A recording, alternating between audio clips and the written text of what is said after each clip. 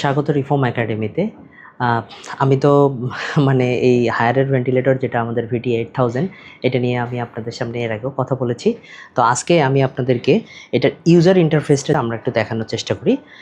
এখানে দেখেন অনেকগুলো মোড আছে, যেমন VCB mode, PCB mode, PRVC mode, SIMB VCB and SIMB PCB, SIMB PRVC, spontaneous, VSB, bivent, APRV and সিপিআরভি।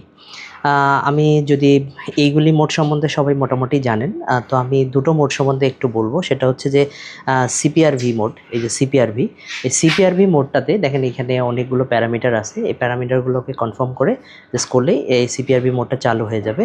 সিপিআরভি মোডটা হচ্ছে যে যদি কোনো পেশেন্ট সাডেনলি কার্ডিয়াক অ্যারেস্ট হয়ে গেছে, তার সিপিআর দেওয়ার প্রয়োজন পড়তেছে, তো তখন দেখা যায় যে ভেন্টিলেটরকে এই থেকে অ্যান্ড্রোট্রাকিয়ার টিউব থেকে খুলে ফেলতে হয় বা সিনক্রোনাইজ করতে ভেন্টিলেটরের প্রবলেম হয়।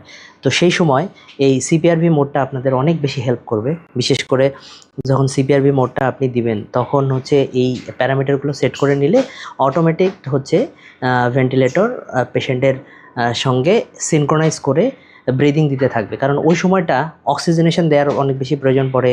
আবার দেখা যায় যে টাইডাল ভলিউমটা মেনটেন করতে হয়, প্রেশারটাও মেনটেন করা একটু কঠিন হয়ে যায়। তো সেই সময় আপনার হচ্ছে এই সিপিআরভি মোডটা মূলত ওই সিপিআরের জন্য সবথেকে বেশি কাজে দেয়। আরও আরেকটা যে বিষয়টা সেটা হচ্ছে পিআরভিসি মোড, এই যে প্রেশার রেগুলেটেড ভলিউম কন্ট্রোল। এটা যেটা হয় সেটা হচ্ছে যে কিছু কিছু পেশেন্ট থাকে, এআরডিএসের পেশেন্ট অথবা সিওপিডির পেশেন্ট, যেগুলি স্যাররা অনেক বেশি স্ট্রাগল করেন।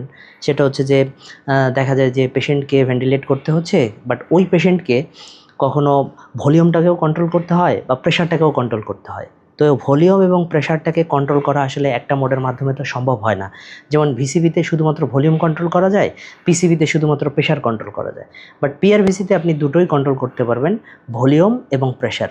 এই দুটোকে সিনক্রোনাইজ করে আপনি পেশেন্টকে সুন্দরভাবে ভেন্টিলেট করতে পারবেন, যেটা আপনাদের জন্য অনেক বেশি হেল্পফুল হবে এবং এটা আমাদের এই ভেন্টিলেটরের মধ্যে আছে। আর এই হচ্ছে গ্রাফগুলো, তিনটা গ্রাফ আছে দেখেন উপরে। একটা হচ্ছে এয়ারওয়ে প্রেশার, ফ্লো এবং হচ্ছে ভলিউম। এই তিনটা প্রেশার, এই গ্রাফগুলোকে চেঞ্জ করা যায়। এইগুলো হচ্ছে আমাদের সেটেড ভ্যালু, যে সেটেড ভ্যালুগুলো আমরা এখানে সেট করে দিতে পারি বিভিন্ন মোড অনুসারে। আর হচ্ছে যে এই মোডগুলো এবং এইটা হচ্ছে প্রেশারের, মানে পেশেন্ট আসলে কতটুকু নিচ্ছে, কী অবস্থা, একদম লাইভ যে টাইডাল ভলিউম, ইন্সপিরেটরি ভলিউম, এই জিনিসগুলো সব এখানে আরএসবিআই সবগুলো এখান থেকে দেখতে পারবেন। আর আরেকটা বিষয় আমি আপনাদেরকে হাইলাইট করতে চাই এই ভেন্টিলেটরটা, সেটা হচ্ছে লাং মেকানিক্স। অন্য যে কোনো ভেন্টিলেটর বা অন্য যে কোনো ভেন্টিলেটরে দেখা যায় যে লাং মেকানিক্স বের করার জন্য অনেক কিছু চেপে টেপে তারপরে বের করতে হয়। এই ভেন্টিলেটরটা আমি প্রথম থেকেই বলছি যে এটা একেবারেই ইউজার ফ্রেন্ডলি হওয়ার কারণে আপনার এই যে গ্রাফগুলো বা যে মোডগুলো আছে সেগুলি সব আপনারা জাস্ট ওয়ান টাচে, ওয়ান ক্লিকেই আপনারা এখানে পাবেন। এটা হচ্ছে এই যে যেমন ধর লাং মেকানিক্স, এই জাস্ট লাং মেকানিক্স, এখানে হচ্ছে inspiratory hold, expiratory hold, NIF, P01, lung recruitment এবং পিভি ম্যানুভার্স। এগুলো আপনি যেটাই দেখতে চান না কেন জাস্ট ওয়ান ক্লিকে আপনি দেখতে পারবেন। আমি জাস্ট একটা উদাহরণ দিয়ে দিচ্ছি, পিভি ম্যানুভার্স। এই পিভি ম্যানুভার্স আসার পরে জাস্ট এটা দিয়ে কনফার্ম করে দিলে, এটা যদি আমি স্টার্ট দিই, দেখেন এখানে দুটো গ্রাফ, ইনস্পিরেটরি এবং এক্সপিরেটরি গ্রাফ দেখাই দিবে। তাতে করে আপনি বুঝতে পারবেন যে ওই পেশেন্টের লাংয়ের কী অবস্থা, তার রিক্রুটমেন্ট লাং নাকি তার হচ্ছে স্টিভ লাং বা কী অবস্থা, সেটা বুঝে কিন্তু আপনি আসলে তাকে মেডিকেশন দিতে পারবেন বা পিপ বা অন্যান্য যে কোনো যে প্যারামিটারগুলো আছে সেগুলি সেট করতে পারবেন। শুধু এইটাই না, যেমন lung recruitment, P01, NIF, expiratory hold, যেটা আমাদের উইন্ডিংয়ের জন্য খুব বেশি হেল্পফুল হয় এবং পেশেন্টকে আমরা ওইভাবে ইউজ করতে পারবো। তো আশা করি এই ভেন্টিলেটরটা আপনাদেরকে এরকম একটা ফিল দেবে যেটা আপনারা আসলে মানে ইউজার ফ্রেন্ডলি। এটা শুধুমাত্র যে ডক্টরদের ইউজার ফ্রেন্ডলি ব্যাপারটা এরকম নয়, যারা নার্সেস আছেন বা যারা এই ভেন্টিলেটর ইউজ করেন সব সময়, তাদেরকে হ্যান্ডেল করতে হয়।